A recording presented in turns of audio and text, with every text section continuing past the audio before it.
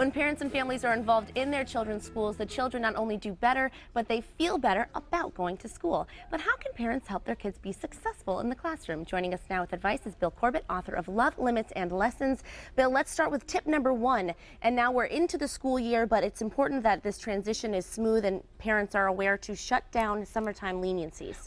During the summertime after the school ends, we usually kind of like lax a little bit. Let the kids stay up later, have things in their bedroom they probably shouldn't, watch a little too much TV. It's time to start shutting that down. And if you haven't done that now, you want to definitely do that. And also, it's more helpful if you start a few weeks earlier before school starts to get the child into the school mindset, so to speak.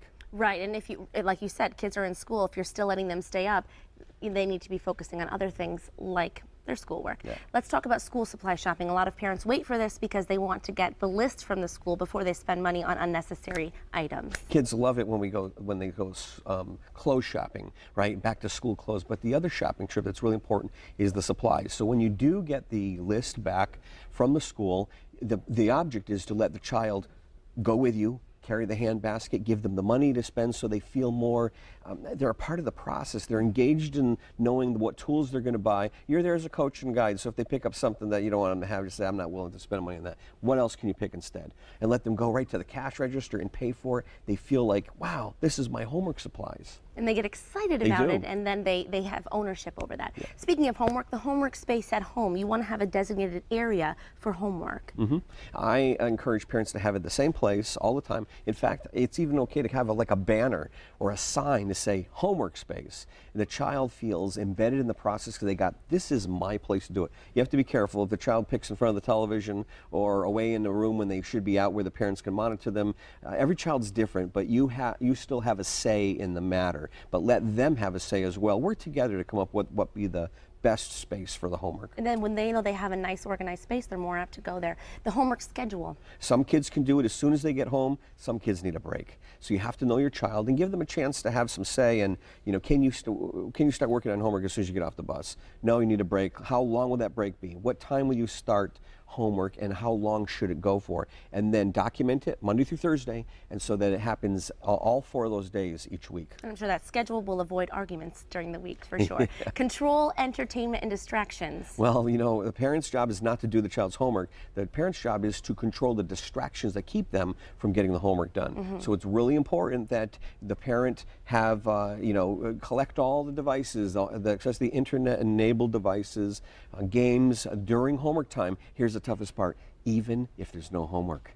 You got to keep that time. The reverence is so important that during this time we don't play games. We're not on the internet. Absolutely. So make sure you stick to that schedule no matter what, even if there isn't homework. The bedtime schedule is very important because kids do crave routine. Well, parents try to say, well, what's my role in my child getting good grades? It's not controlling their homework. It's setting everything else up so the child is refreshed in the morning, ready to go to school and really learn. So bedtime is important. You got to go back to the bedtimes. You make them, and again, what's important is it's parents' job is not to make a child go to sleep. It's to create an environment that's conducive to sleepiness. So you create a room that doesn't have a lot of distractions, and you have that schedule and you keep to it. Right, and the hardest thing is keeping to it, but in the end it will certainly pay off. I sure will. Let's talk about diet. You want to make sure your kids are getting a nice, healthy diet. That's the other side of the health factor. When the child goes to school, what's going to allow them to have a clear mind, ready to learn, to take accountability for their studies, is their diet and their sleep, to make sure that the parents are taking care of those factors. It will influence them in school. Right, so you don't want to give them junk food or sugar, a lot of that, because you are what you eat. So you want to make sure you're giving them nutritious food. And the last thing is to be available as a coach. And that's really what I've heard you say a lot throughout this interview, is that you as a parent are a coach and a guide. You're not supposed to be hovering over them at all times. Stop trying to control the outcome of everything, but instead be there available, create in spaces and environments and rules and boundaries, and then back off. But don't be too far away, so that when the child says, I need help, Mom, or I need help, Dad, that you're ready to go over there and help them out. But they're accountable for taking care of their homework and doing the things that they're supposed to do. Our job is to help them to set up and clear boundaries if necessary. And that makes them feel more confident and feel like they have ownership over their life, but you're always there to help. Yep. And that's great advice, Bill. Thank you so much for being here. Really appreciate thanks. it. Still